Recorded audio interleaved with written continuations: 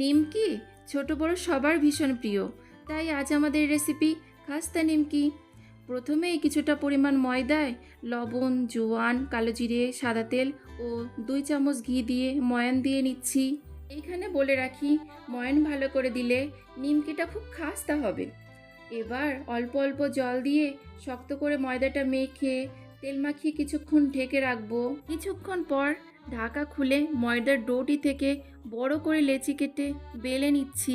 বেলা রুটিটাই ভালোভাবে তেল মাখিয়ে এইভাবে জড়িয়ে ছোট ছোট পিস করে কেটে কাটা টুকরোগুলো লেচির আকারে গড়ে নিলাম। এবার একটা একটা করে লেচি বেলে এইভাবে গড়ে নিলেই ব্যাস। তারপর আর কি, তেল গরম করে ডুবো তেলে কম আঁচে ভেজে নিলেই তৈরি খাস্তা নিমকি। আপনারা যদি এই মুচমুচে নিমকি একবার খান, মন একেবারেই ফুরফুরে হয়ে যাবে।